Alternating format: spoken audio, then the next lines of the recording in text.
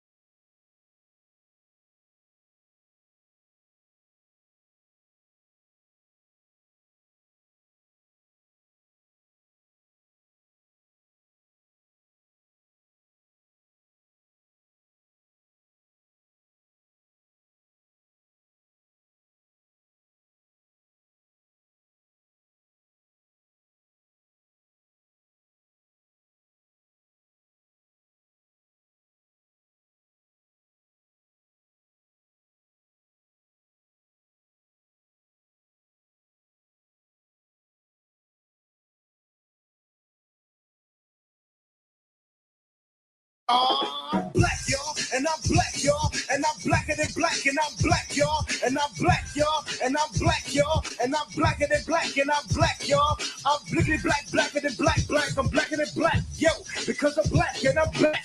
Yo, I'm black and I'm black, y'all, and I'm blacker than black, and I'm black, y'all, and I'm black, y'all, and I'm black, y'all, and I'm blacker than black, and I'm black, y'all, and I'm blickety black, black, black, black, and I'm black, black, black, black, black, black, black, y'all, and I'm black, y'all, and I'm black, y'all, and I'm blacker than black, cause I'm black.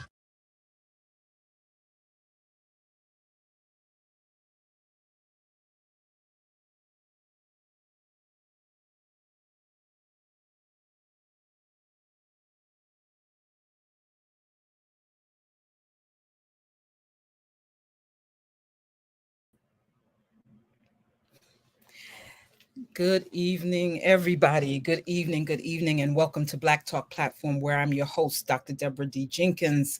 And this is the first Friday of February, Black History Month. And on First Fridays, you should know by now that we have our episode, which is called Chatting with the Pastor. And the pastor guest of honor is none other than Pastor Anthony Davis from the Harvest Restoration Ministries here in the Bronx. Welcome, Pastor. How are you?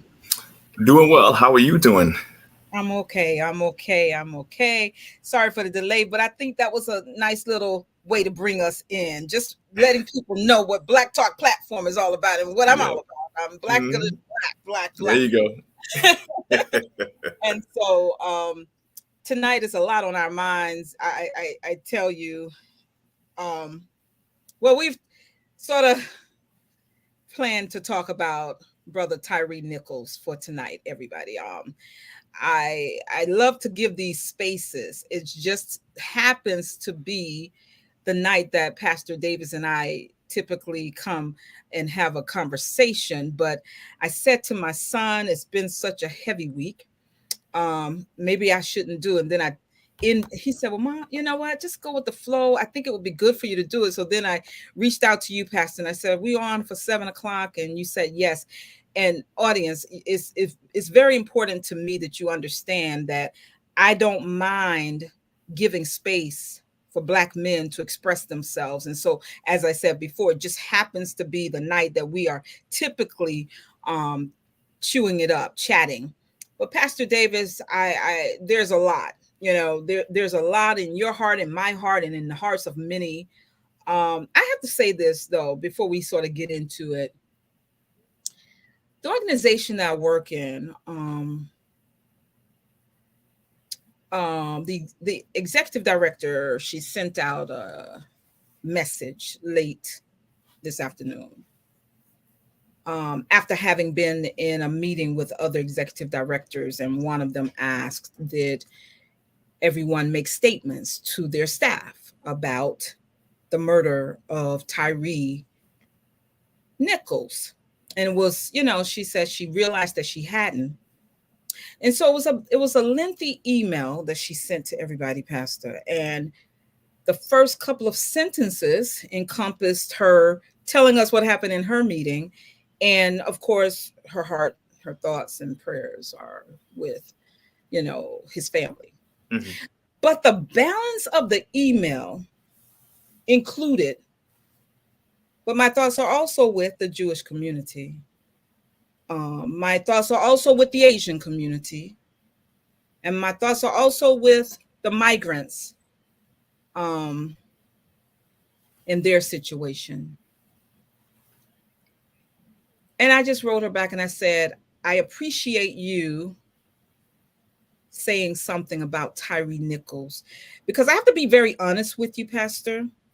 And I may catch a little flack for this one now, because you and I both watched the funeral, perhaps in its entirety. Yeah. I have to say this, and I know I'm going to catch it, but I catch it all the time. I might as well not stop here. You and I both done funerals. Many of our colleagues have done funerals. It's the least, you don't use word enjoyable, but it is the thing that I look to least in ministry. One thing about doing it though, or doing them, is that there's a time when you have to comfort the family in prayer. This is where I'm going to get in trouble. I'm going to get from hate mail. People are going to stop following me, and that's okay. But I love the way Reverend Dr. Jason Lawrence Turner had interviewed earlier in the week with Jose Diaz Balart, and told him that we are first charged with comforting this family, ensuring that they are well. And then there is a point in this cycle of grief that we have to be there for each other. I'm sort of paraphrasing what he said. And each other, to me,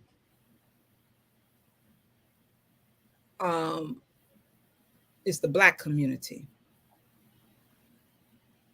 And so to hear a prayer of comfort to the Wells family that included a phrase such as Black and brown bodies, when the body that we are honoring and the family who we are mourning with is a Black one, it bothered me.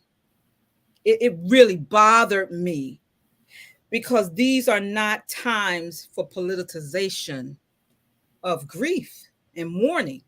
And it just bothered me that that was the approach taken by the minister who brought the prayer of comfort to the family. Do you have any thoughts on that? That's just me. Now, I know people are going to throw daggers at me for daring to utter or bring something such as that up. But, I've suffered great loss, and I've held families' hands who have suffered great loss, Pastor, and they don't need us talking about everybody. When the 2 officers were murdered last year, at the beginning of the year, there was no one talking about Black and brown this. When they gathered last night in Jersey after the vandalization of a synagogue, that synagogue was packed to the rafters with thousands of people. There was no one talking about anti-Asian hate or black this, anti-black anything. They were focused on the mourning community of the vulnerable community of Jewish people in that part of New Jersey. I mean, am I being too sensitive, Pastor? And I'm not trying to be controversial. I'm afraid to not share how the email from the ED at my job made me feel, and even how that prayer made me feel. It was a non-traditional prayer, and I don't have any problem with that. But I just felt like that had absolutely no place. And it's something that the family, I'm sure, would not notice, but I noticed because I'm on the armchair, right? What? Let me stop talking, and if you have anything about that to say, could you please share? I think the question that you ask is a fair question. I mean, or the raising it. I don't know if it's controversial. It's a question, An uh, observation. observation. It may or may not have an answer. It's something we have to dialogue about. It's rhetorical. It's dialectical. You start to talk about it. This is stuff that we've talked about on this platform before about you know when it comes to the Black community or anything related to Black folks. It's very difficult to be specific about our pain or about our suffering. So it becomes politicized. It becomes so something as subtle as saying black and brown. It politicizes, and I'm not saying that's done intentionally. I'm not saying it's done maliciously, Right. but it is a political correctness or politicization of the moment, and doesn't speak to the specific sufferings of Black people. Um, and it's something that we need to raise the question, raise the conversation, uh, because there's a lot of pain, right? You're not speaking because you're trying to be controversial.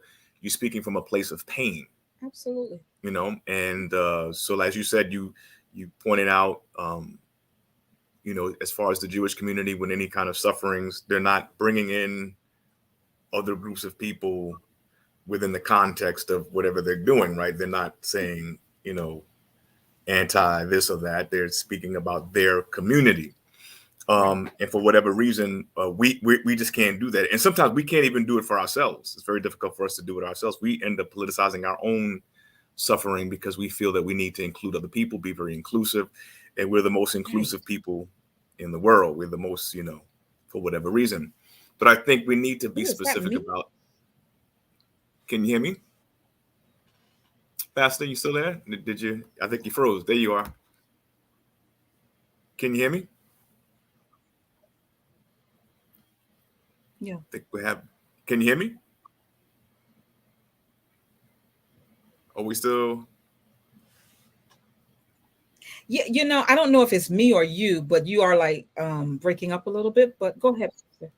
Yeah, you were breaking up on my end too. Hopefully this kind of. Oh, is it me? It is me.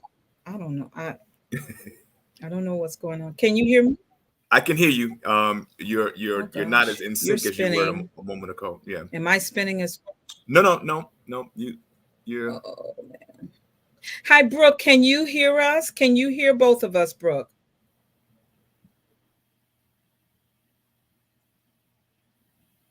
I think Pastor got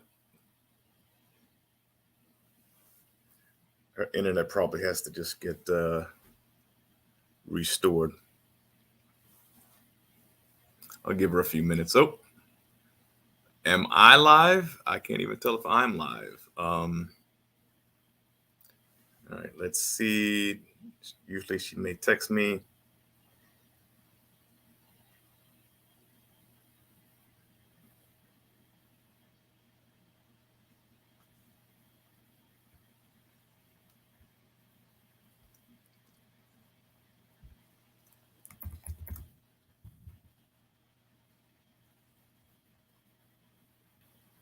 Let's see if she's still around.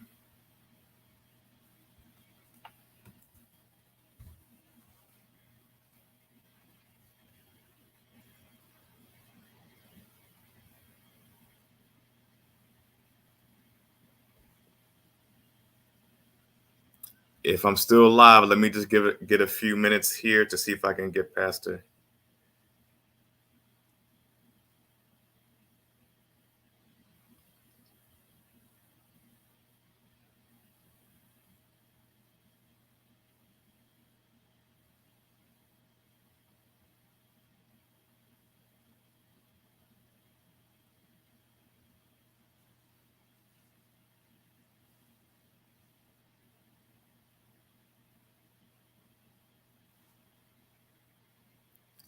All right. While she's getting herself back online, I think I'm still live here.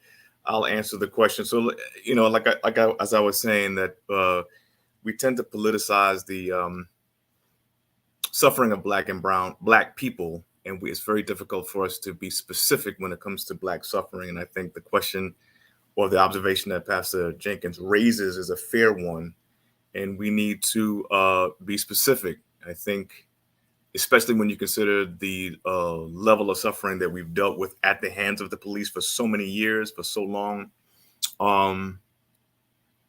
In particular, a lot of black men have died, just in the last several years, even when we think about the Black Lives Matter movement, especially during the pandemic, which was, we're talking about within 2020 through 2023, these last 3 years there's been a lot of activity in terms of brutality. And I think that the Black community has dealt with so much pain and so much suffering that it's important to be able to contextualize our pain specific to our experience, and we shouldn't have any issues with that. So the observation she makes, the question that she raises, is coming from a place of pain, and I think it's important that other communities realize that we are dealing with this pain, and we need to demand from other communities a sensitivity to our pain and an acknowledgement of our pain, and of course, looking towards some type of solution or something to mitigate the pain, right? And I think that's the thing when we talk about the question that she asks or the observation that she makes. I think it's an important one. And Pastor is still not here.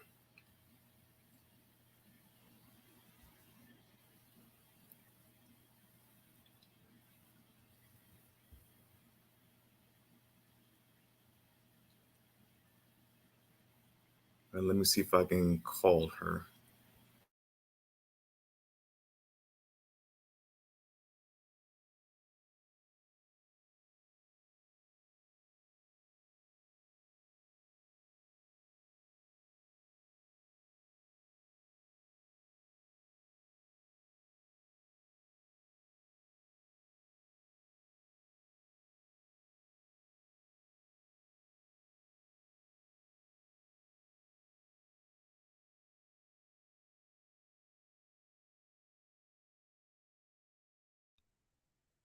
Whew. Pastor, are you there? Yeah, I was answering the question a little bit, and then I finished it. Then I said, "Well, let me see if I can get you on the phone." Oh my goodness. You know how windy it is over here. It's Yeah. just I just turned the Wi-Fi off, and hopefully we can get through this. You Thank look you for clearer. continuing on. Yeah, your picture is clearer. It looks Is much it clearer. really? Yeah, yeah. Wow. Yeah. Great, great, great. Thank you for continuing. We've done this many times because my internet is crazy. We live in the same community, everybody, but I'm on the front, and it's just crazy how the wind is where I live. But anyway, Pastor, let's get back to it. Yeah, it is rhetorical. There are things that we could tangibly do about those type of things. I'm not sure that they weren't done. I do agree with you. They weren't malicious. There was no malice aforethought, I don't believe. But like you said, sometimes we don't even feel that we can just be in our own moments and grief, and that did bother me. But I can move past that because the biggest issue here is that this young man is no longer, and it's really unfortunate. And so Jason, my son, he kept saying, well, Ma, I'm trying to figure out how is this white supremacy?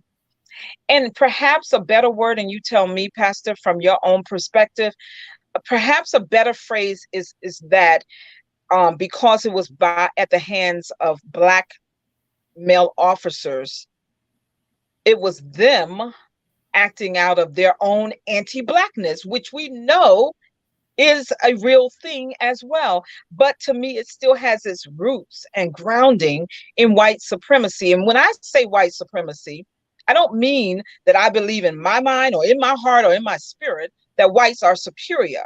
I think that the attitude that breeds these types of events that we have to grieve through and that families have to go through are born out of inferiority, to be honest with you. But go ahead and tell us what you think in terms of it being anti-Black versus white inferiority or white superiority. It's an important question because it's not a question that is that different than the questions about Black on Black crime. You know how we get those questions about what about Black on Black crime? Yep. You know, in this instance, it's Black cops against somebody Black, and how is that white supremacy? There's a book, I may have referenced it before. It's a book by Elliott Currie, Elliott Currie, Currie. He writes a book. It's called A Peculiar Indifference. It's A Peculiar Indifference, and it's the subtitle is The Neglected Toll of Violence on Black America. And I think I'm back. Okay, it's the A Peculiar Indifference, The Neglected Toll of Violence on Black America. Right. So basically, in his book, he goes into some of the question that you're raising about violence in our community. Right. This Black on Black type of violence and what is the cause of that. And it is what you said, it's internalized racism. It's one of the points that he makes. And a lot of it has to do with the fact that,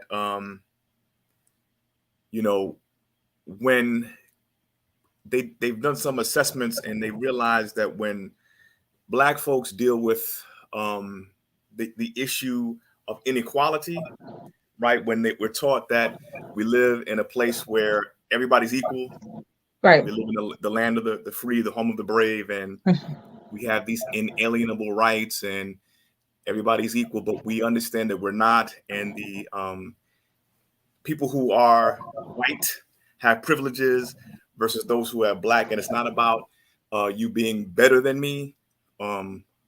It's about you being whiter than me. And when people are successful strictly and solely because of their whiteness, not because of their work ethic, right? Not because of their intelligence, not because of anything that is a character driven. I think I lost Pastor. Oh, there you go. No, I'm here. Yeah, character driven. What happens is people can understand not having the same as somebody else if it was a matter of, I'm not working hard enough, right? But Black folks have worked harder than anybody else in this country. Absolutely, absolutely. Hard, right? And we don't have, not because we don't work hard enough. Right. We don't have because we're not the right complexion. What that does is it builds resentment. You have resentment, right? Yeah. So Black folks have this internalized, ongoing resentment because we have a whole lot of violence going on in this country, more so than any other country. Now, typically speaking, violence occurs as a result of poverty. But there are countries that are far more impoverished than us. Sure. So somebody may say, well, what's the difference? Well, the difference is the inequality, right? The point I'm making, it's not about just being poor. It's about the reasons why I'm poor. The reasons I'm poor because I'm being treated unfairly. And that's the issue. I'm being treated unfairly. And I think I'm freezing again. A lot of resentment for us. And as a result of that resentment, we internalize these things. And you would think that the rational response would be to fight against the system that is oppressing us, right? That would be the most reasonable thing to do. But the system itself is very difficult to fight against, right? Because we're in the minority. We don't have the power. And so it's hard to organize. It's hard, especially when those in power don't give you the tools to be able to organize. So anytime you Right. do organize, they stop you. So we talk about even over the course of the last 100 years, when Black folks have been able to organize and develop communities and start movements, the white power structure has destroyed those communities, has Yes. infiltrated our movements, Yep. has stopped our activity to try to fight against oppression, right? We internalize that. Yeah. We internalize Yeah. all that. And so we begin, when you internalize all that, it results in violence, right? And because you cannot fight against the system, you begin to fight against each other, right? It's displaced. It's not. It's almost like it's a deflection. Instead of fighting against the power, you fight against those in your own community. Yeah. You're trying to gain respect. You're trying to show that you're better than that person. It's a lot of psychological things working against us, right? Because we it's hard to process all these things, and not all of us have the ability to think critically, right? We don't all have same levels of education, access to certain therapies or whatever it is Right. to try to manage these things, right? Right. So we internalize these things, and as a result, we act out against each other, even within our own community. So there's a disproportionate level of violence that we commit against each other. Black men against Black men, but it's not just Black men against Black men, it's Black men against Black women. And Yes. there's a disproportionate level of violence against from Black women to Black men. Yes. And there's a disproportionate level of violence when we talk about Black parents or Black mothers against Black children. Yes. So Yes. our entire community is engulfed in violence. That's why he talks about this sort of peculiar indifference, right? This neglected the neglected toll of violence on Black America, right? So we don't understand that all this violence is internalized and it manifests itself in every aspect of our life, domestically, with our children, with each other, and even in the police force, right? Absolutely. So Yeah. these guys who we're talking about have internalized the same stuff, right? And this is why maybe they are in the police department, because they feel that this is a way to have respect, to get respect, or have power. And you would think, as police officers, these gentlemen know that all these Black men have been killed unarmed. You would think they would be sensitive to that, right? Right. They've seen that. But no, they've aligned themselves with the power structure that's perpetrating these things because they identify with it. They want to identify with the power. And so the way they treated that young man is no different than the way they treated Rodney King, because Exactly. they've identified with that. So Right. all of that is the psychological outworkings of white supremacy. It's all Absolutely. internalized.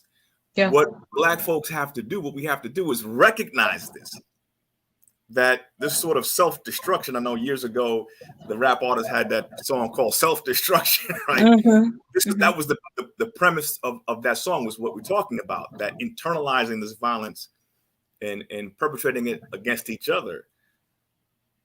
That's why, we talk about police departments and diversifying them. It's not enough just to diversify them.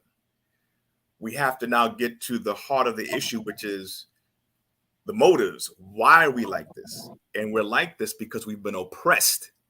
Right. And so we have to deal with the issue of oppression, because these 5 Black officers, their actions were totally in line with the oppressor. They did not look at themselves. They didn't see themselves in Tyree. They didn't. They didn't see their sons in Tyree. Right. They didn't see their fathers in Tyree. They didn't see each other in Tyree, right? I would venture to say they saw him as the N-word. Absolutely. Absolutely. And that's the problem. And so, you can have 5 Black men probably deal with the same levels of racism we've all dealt with, but they've internalized it in such a way, like, as I said, and they've there's like this deflection. Well, I can't fight the power. Right. Can't fight the power, so I'll join the power, and and inflict what And the look at power how does, right, against the weak and vulnerable, and that's what it's all about.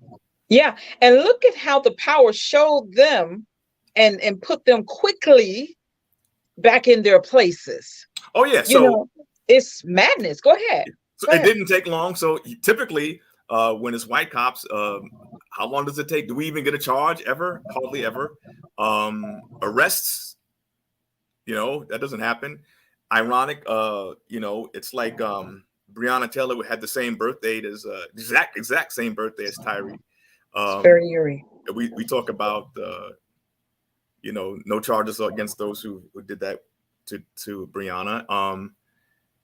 And so God is great because he puts America on display and shows America its hypocrisy.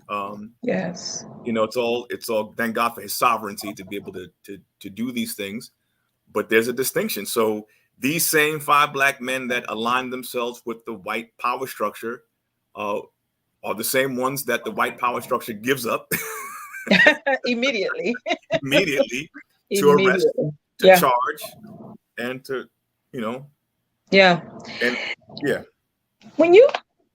when you think about Christopher and yourself, I mean, you're still walking around here as a black man, but when you think about let me back up. Jason and I were reflecting on how in his short life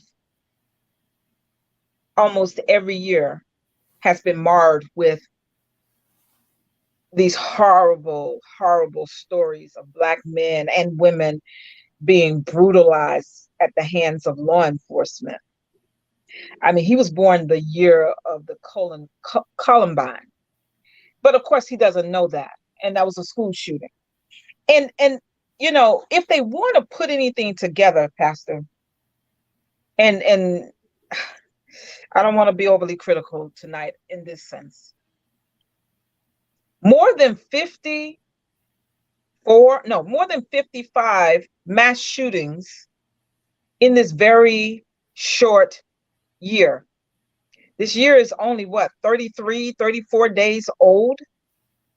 And the mass shootings have outpaced the number of days we've all lived in 2023.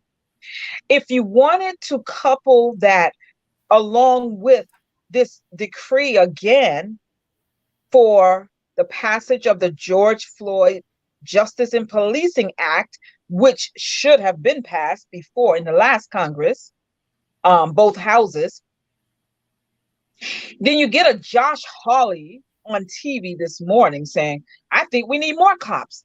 Why aren't all these good cops that they love to talk about stopping these mass shootings, these mass murders?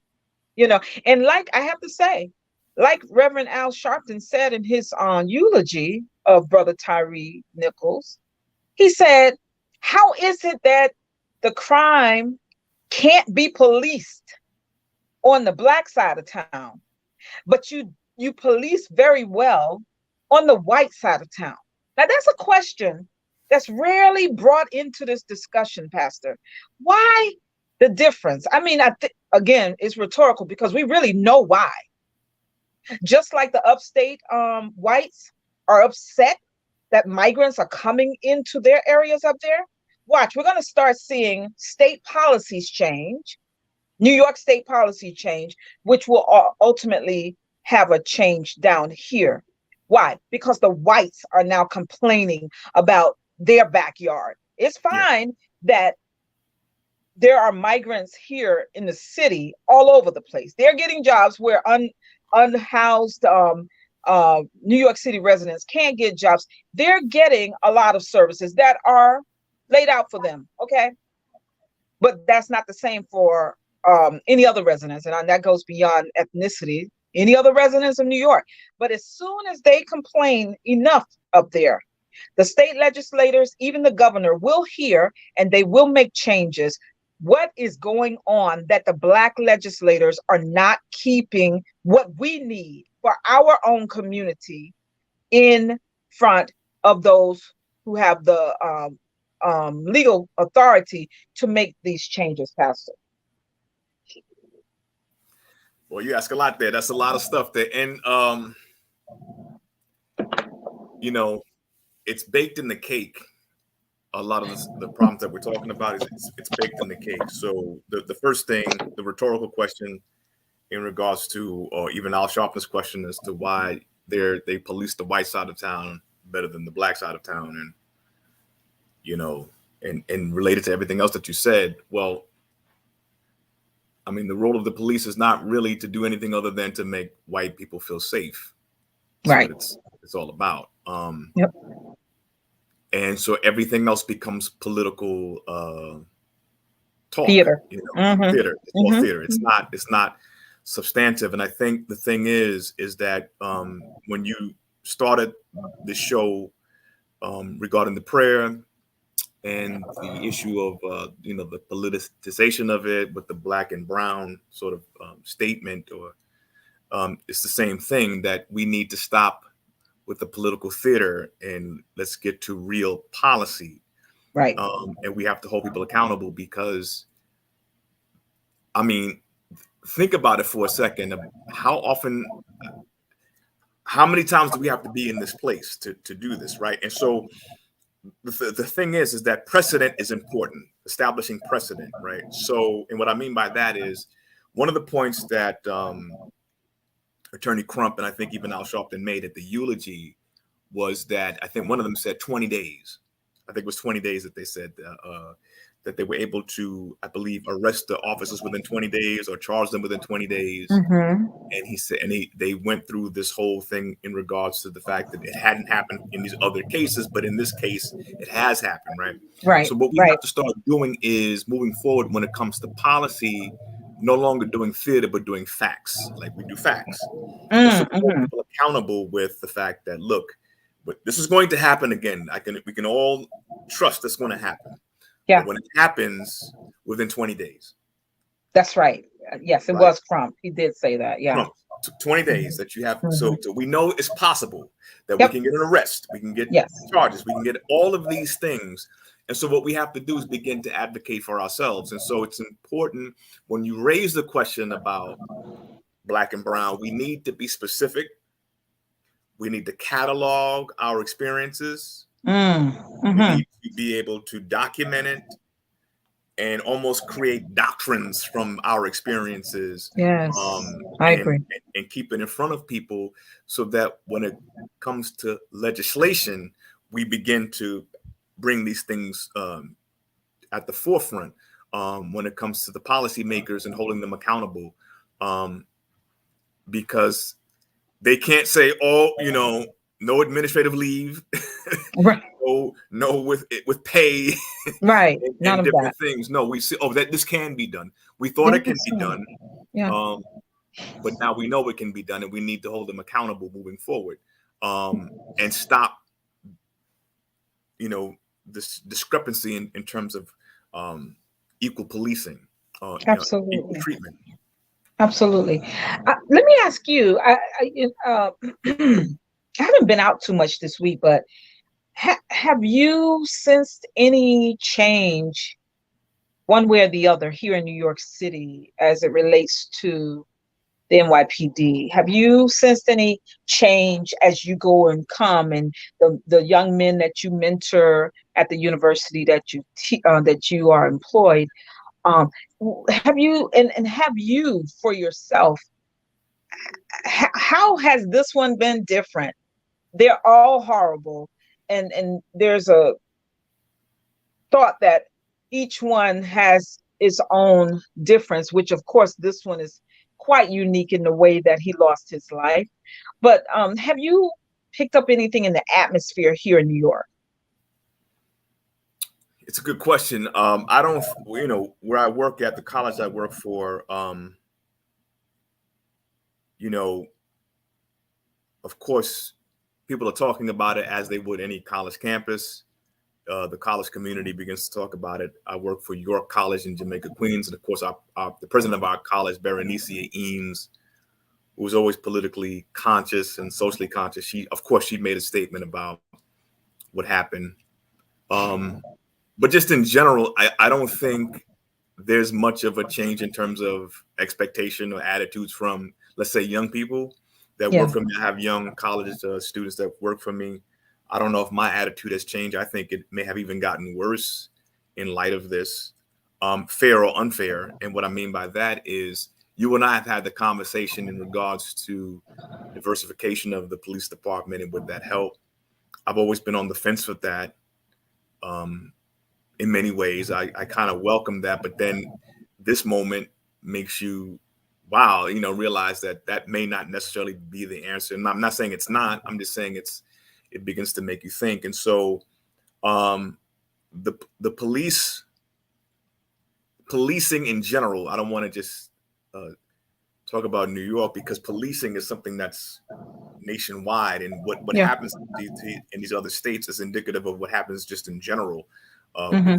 within our city, as they all seem to take cues from each other, right? So to Mhm. me, it's one big police department nationwide.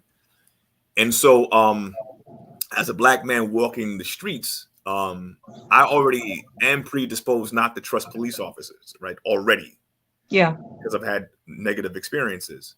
To see these 5 Black officers do what they did, it makes me even more leery of police officers in general. I just don't trust them. I don't Yeah. believe that you're on my side. Yeah. And so when I had said something about it on Facebook, my Facebook friends, those who sort of chimed in or commented, their attitude was, some of whom lived in New York, some who may live in Philadelphia or nearby, and they all said basically that their worst experiences with policing came at the hands of Black police officers. And I Wow. think that's a conversation that needs to be had, because we oftentimes don't talk about that for a number of reasons, right? We don't want to perpetuate any kind of anti-Black attitudes, even, towards our police officers. But the Right. reality is many of us have dealt with being mishandled, mistreated, or abused at the hands of Black police officers. As we said, they're part of that system. They've Yeah. internalized racism and they've aligned themselves with the oppressor. Yeah. So I don't think, in terms of my attitudes or the attitudes of the young people that work for me, I don't think there's optimism. And it's not to say that maybe there is reason to be optimistic, but I don't see it. Yeah. There's a situation happening in one of the precincts in Harlem, and at the hands of a high-ranking Black officer, high-ranking. So I don't want anyone to think it's a beat cop. It's not. And according, allegedly, um, what was done to this Black man by this high-ranking official is just horrible. The pictures that I've seen. And I always used to go to all of those meetings that they would have, but I have to tell you, they are all a little different to me. And I know for you as a Black male, it's going to be also different for you each time one of these occur, because you still have your wife and your 2 children to think about, and you cannot afford to break down under the potentiality of harm coming towards you. And I get that. Because Frank has the same mantle of Right. responsibility, right? However, I have decided, and I think I've shared this with you about other things, I'm not going to not one more meeting hosted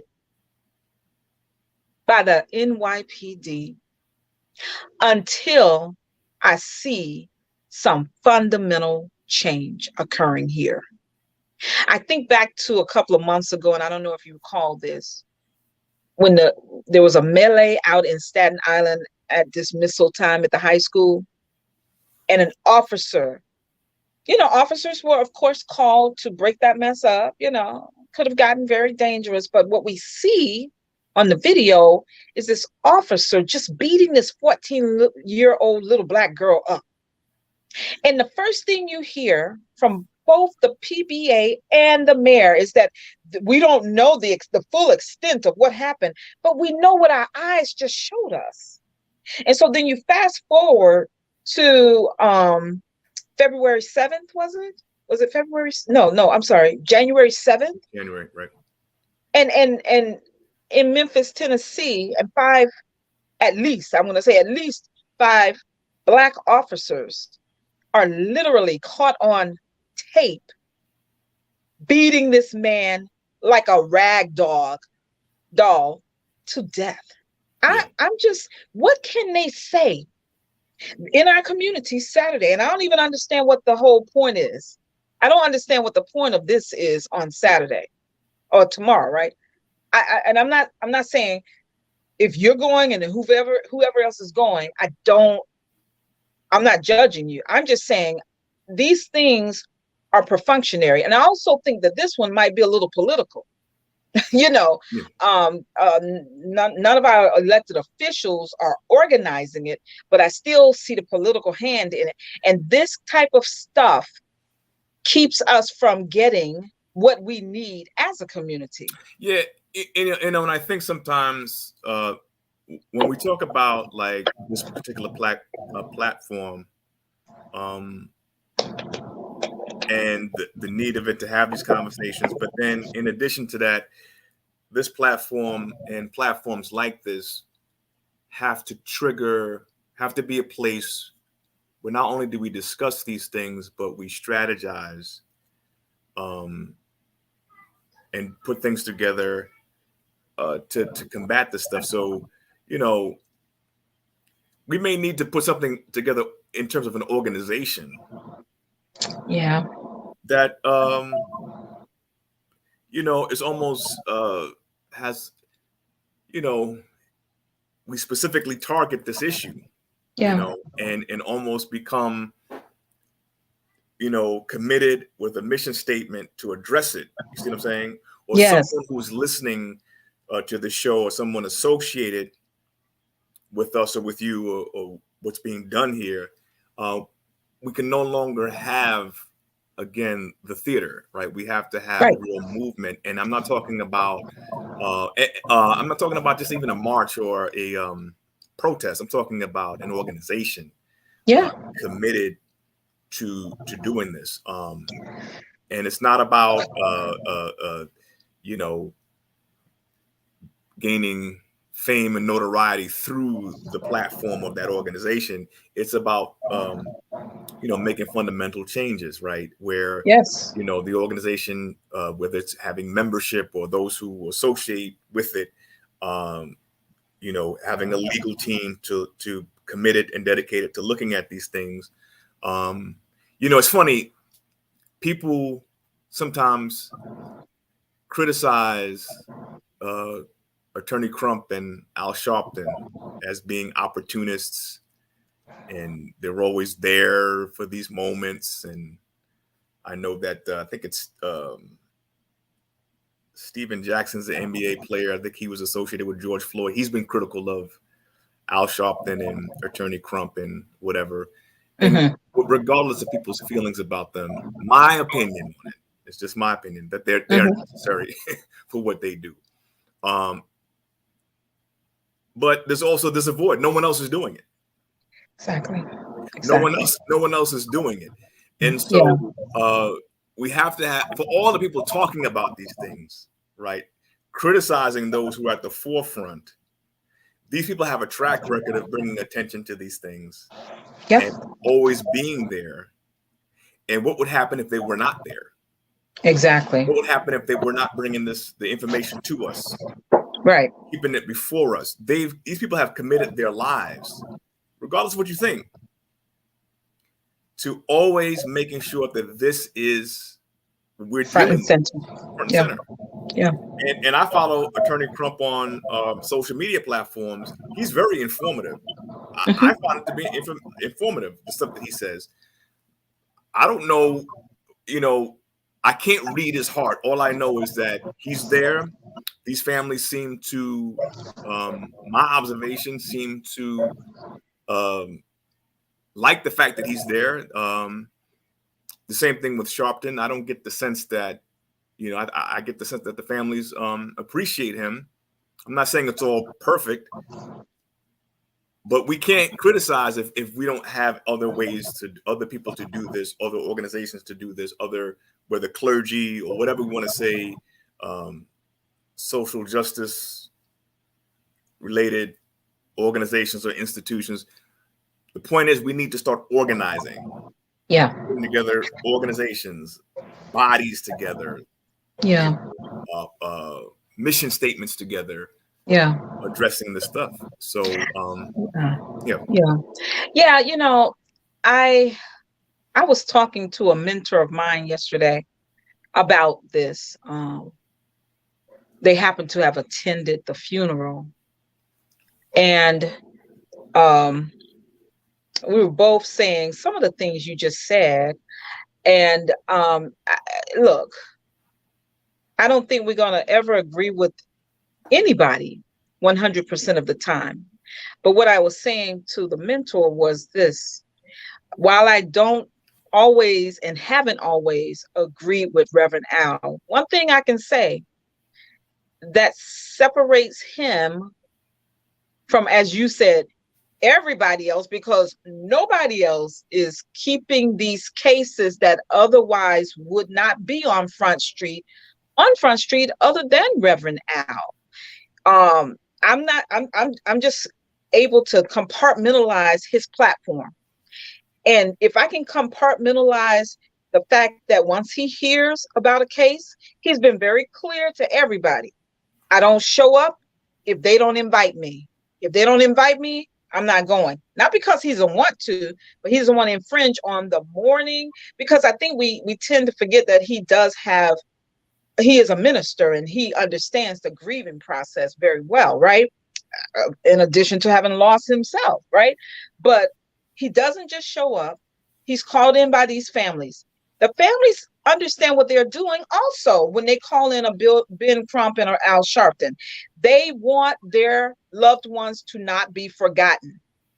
And who better to do it in terms of this social justice work than someone who has a huge platform like Reverend Al? You all can say whatever else, all the other things that you all have criticisms about him. I don't have that, because I don't have that in this space, because this is what we're talking about, Tyree Nichols, tonight. Yeah. It is very easy for people who have never had to stand in that place and do a eulogy. I'm not talking about the moments that family and friends give. I'm talking about that eulogy. That thing is a heavy weight, guys. Anybody who's listening to us, it's a heavy weight. And so each time he's done them that I've seen, I notice it's a toll that it's taking even on him. And even when people are saying, you know, he's talking about his books and he's talking about his show and stuff like that, I mean, it's all over all of the social media platforms. This, to me, is extra stuff. When we're talking about the fact that Tyree Nichols, his life could have just been ended without any of us seeing or hearing about him ever, if it had not been for the awareness being raised through those two men, what would we be doing? What more safety would we be putting in place for ourselves and our brothers, our husbands, our, you know? Yeah. So I don't have that criticism. Yeah. I actually have to say that whatever he's decided that he's willing to go for broke, and I don't mean in a monetary way, for these families to try to seek justice. And like you said about Attorney Crump, I like him. I think people, we have some issues ourselves. You know, he has a very heavy Southern drawl. And let's face it, he's not your complexion, Pastor Davis. He's more my complexion, maybe a little deeper. We have issues within ourselves. But one thing I've noticed about him is he seems to be quite brilliant, because he's able to, as he puts it, get reparations for these families who have lost their loved ones. And so And he knows how to network with other attorneys. So, the criticisms, they have their place, but I feel at this point we do too much criticizing and not enough organizing. And let me say one more thing, Pastor, to the organizing that you're talking about. I think you've hit something on the head there, because all I can say, the reason why I said I'm not going to be going to these meetings anymore, unless I just feel I'm not ever just curious. I'm too busy to just be curious as to what they're going to say, because I pretty much know what they're going to say. Well, we thank you all for talking to your congregations and, helping us to keep the peace in the city and all of that. Same old stuff. And I just don't see how that moves the needle in any way at all. But there are large organizations, large bodies, ecclesiastical bodies. I'm not talking about any Baptists, and I'm not talking about any Pentecostal coaching or anything like that. There are large interfaith bodies that are as much a part of the problem as the attempt at looking like they're a part of the solution. And that is another reason why I'm not interested in being associated with them. And there are a long list of names that you and I both know who are part of these gatekeeping communities that parade around as being justice seekers and justice fighters. Yeah, you might have a couple of people who can wax poetic, but they're in these back rooms with these powers that be, and nothing is being done to change our communities for the better. And that's why I'm just not going to sacrifice my time anymore to them. Let me let you speak. And you just hit something, because I think organizing takes a lot of energy, effort. It really separates the wheat from the tares, those who are real and those who are not. So I think about King in 1955 or so. Was it the Montgomery bus boycott and everything with that? And 26 years old, and the organization it took to do that. And then being able to use that to be propelled as probably the main voice for the civil rights movement. But the National Baptist Convention didn't necessarily support King. Right. He had quite a few critics, and I think the president at the time, I forget his name, was highly critical of him at that time. At some point, they had to start the Progressive National Baptist Convention to deal with these types of social justice issues. But the problem is, again, we have a lot of churches, organizations. We don't need to start from scratch. We don't need somebody to newly incorporate something, from the ground up. Right. Be enough organizations that exist to be able to take the lead in some of the things that we're talking about in this conversation, right? But you don't have that. No. Don't have it. So you don't have the type of disposition or attitude for justice like King had, right? To be that young, that committed, and that courageous to do it. And then, of course, like I said, having the backing of organization as well. People talk a lot of talk. They like their Facebook activists. They talk a lot, but there's no action. And I'm saying that's why this keeps on happening. The difference between the Jewish community and when it comes to their injustices that they deal with is the entire community comes together in a very organized way to make sure that this is not going to happen again. They're going to get together, they're going to organize, they're going to make sure, and they're very committed to this, that you're not going to do this to us, right? Right. That is the part where we fail. So it becomes perpetual. We're always, every few months, dealing with some level of brutality. And here it happens again. And it's vicious.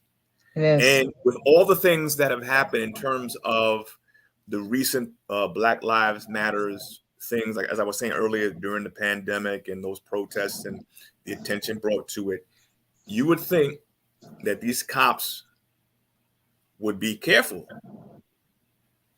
Police officers don't feel the need to be careful. They don't feel the need to. There's no urgency to do right. They're not even thinking in that regards. No.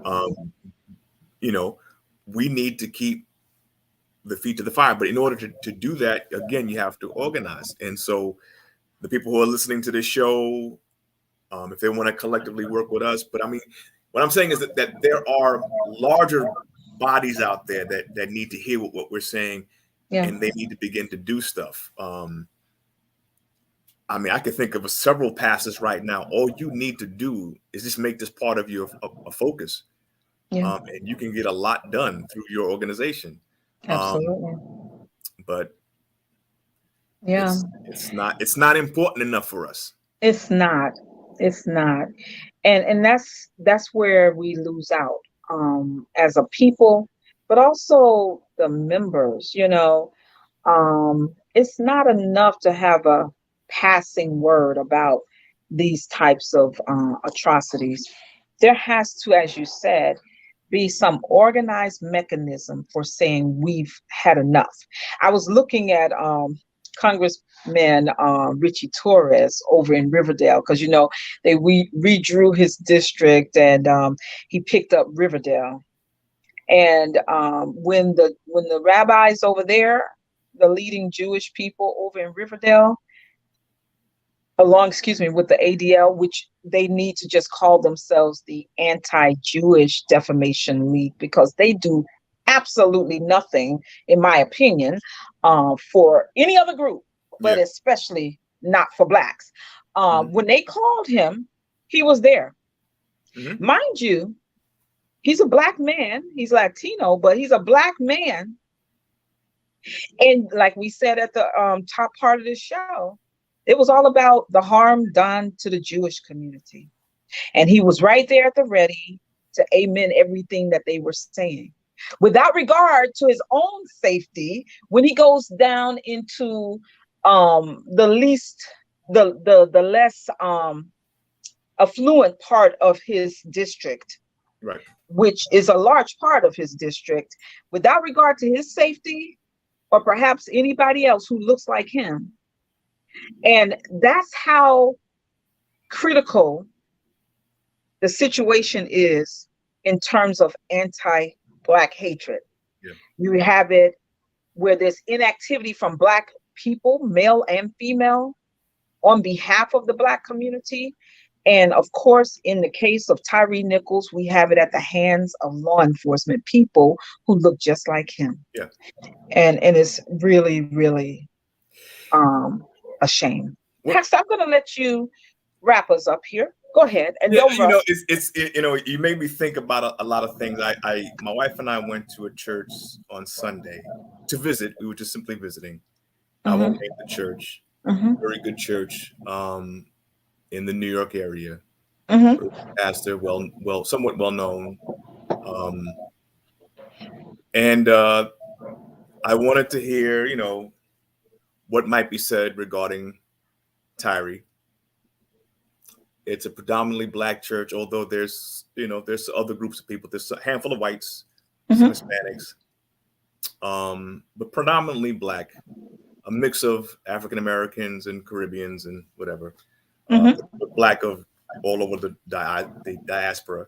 The pastor addressed Tyree not by name, and I think he referenced it. He said Tennessee, which it is the state, but I mean, like, he didn't say anything specific about the city or about the name of the person, just that young man in Tennessee. And he said a prayer, but a general prayer, really not just for that situation, but other situations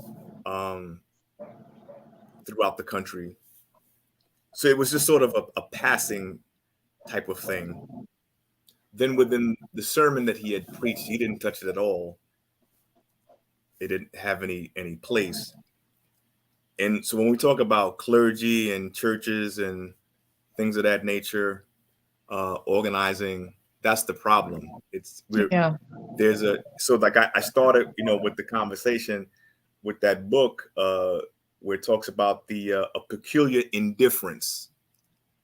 I want to leave with that. It's a peculiar indifference. We become very indifferent when it comes to the pain and suffering of Black folks. So when the writer of this book talks about the neglected toll of violence on Black America, I want to say how poignant that is, how significant that is, because we are neglecting it. Yeah. We're indifferent to it. We don't organize. It doesn't mean enough for us. It didn't mean enough for that Black pastor, probably in his 60s, didn't mean enough. And so at some point, yes, we need politicians to do stuff. We need, the police department to make changes. But at some point, we have to stop being indifferent and stop neglecting it. And organizing. So that's my statement. Thank you. Thank you. Yeah, if we could get the people to organize, that's that one. And you know what? I won't even lay the full blame for the lack of organization on the people, meaning the pew sitters. And I'll Yeah. tell you why. I've said it many times here. I've gone to so many of those meetings where those same people are not being represented well before these powers that be, whether it's the mayor's office or NYPD. So why would I organize when I think, oh, you just had a good old lunch or something to recognize your work in the community? That's good. I can go and brag about my pastor to my family and my friends. Yep. There's nothing that they come back with that moves the people to desire to organize. And that's why it's not happening. But I do believe that there are those out there who care enough to say it's time. And you and I, we keep saying to people, we're here to help and assist in any way possible. But I just can't do the perfunctory stuff anymore. These are critical times, Pastor. And that's why we do these conversations here, this chat, so that, we can get ours out. And let me just tee up the end of the month. I hope you're still on board to bring that prophetic voice from a perspective of justice. I'm not limiting what you're going to share on this panel, but this is our offering, audience. On the 26th, it's a Sunday, from 3 p.m. to 5 p.m. If I'm not mistaken, Pastor. No, you're right. Yeah. Okay. And if we have time, we'll go a little longer. This will be live, but it will be via Zoom.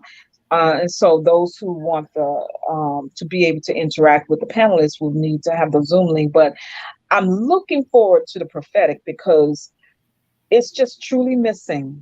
Yeah. It's truly missing, but you are definitely one of those voices in 2023 that I believe that the Lord has raised up to share with us from both the secular and the sacred. So I look forward to that conversation with you, Pastor Davis. And thank you so much again.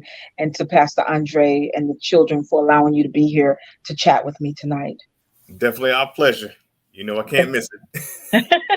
Well, thank you. I pray that in March we don't have such a heavy discussion. I mean, of the same nature anyway, not another murder of a Black body, male or female. But God bless you all for tuning in tonight. Share it out with your friends to hear Pastor Davis's perspective on so many things surrounding the Tyre Nichols case. And please, everyone, keep the Wells family in your prayers. They still need support. And just because it was televised nationally or internationally does not mean that they don't still need some local hand-holding and support. So anything that you all might be moved to do, please see how to contact Nan or Ben Crump's office to find out how you can support the Wells. They're the most prominent people I can think of. Or, Mississippi Boulevard Christian Church under the leadership of Reverend J. Lawrence Turner. I'm sorry, guys. In Memphis, Tennessee, they were the host of the funeral. He was the officiant. Please try to reach out. This family is still in need. I heard very little, Pastor, about the 4-year-old. So we know that there's still a lot that they're going to be in need of. We didn't talk about the white cop that was also involved as well. That's right. Rolling up his taser. Yeah. My goodness. Do you see how? Did you see how much time he spent re-rolling his? Oh, Yeah. don't get me started, Pastor. I was trying to be good here, but yes, he's been relieved of his duties, and there's this unknown cop, the one who was pepper sprayed that he was trying to Yes. help. Yeah. We still don't know his name, right? Lord, I think there's so much more here that we don't know. But one thing we do know is that Tyree Nichols is no longer here. His mother and stepfather, brothers and sister are in bereavement, and everyone who loved him. And so we don't want to allow that to get beyond us. So thanks again, Pastor. See you at the end of the month, and then again, first Friday in March, if the Lord spares life. God bless you all. Thank you for tuning in to Black Talk Platform. Peace, everybody.